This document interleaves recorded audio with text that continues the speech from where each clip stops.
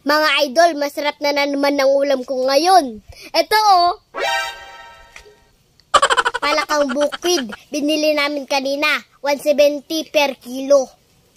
Ang cute-cute nila mga idol, pero yung iba, parang malnourished.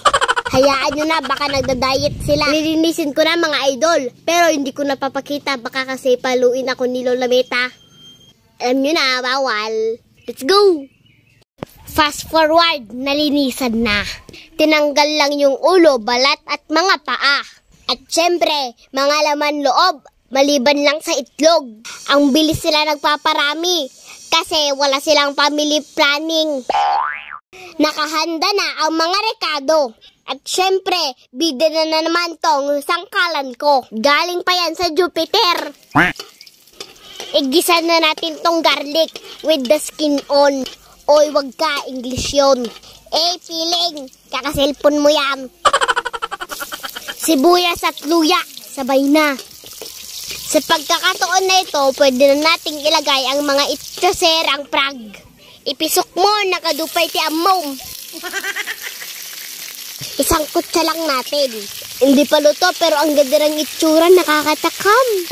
Adobo pala ang pagluluto natin dito mga idol. Baka wala kayong idea.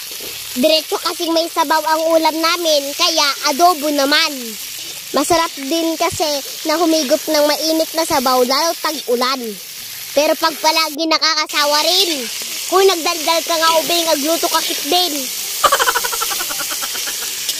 Maglagay lang tayo ng kaunting tubig. Isabay na natin ang toyo. Nilagyan ko rin pala yan ng isang kutsaritang asukal. Pangbalanse lang sa lasa. Lagyan din natin ng paminta at suka. Kung tutuusin, napakasimple lang ng lutuin ito.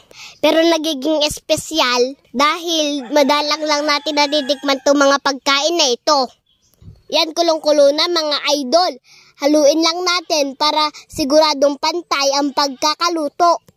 Patuyuin lang natin hanggang sa magmantika. Dahon ng laurel. Hahaluin lang natin, tsaka ilagay na natin ng panghuling sangkap. Hay, Diyos ko Lord, nakakagutom ang itsura.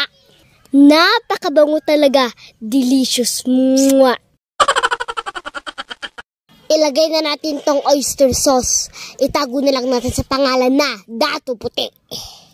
Dato Puti, baka naman. Ay grabe, napakasarap nito mga idol. Pag natikman nyo tong luto ko, malilimutan nyo yung pangalan nyo.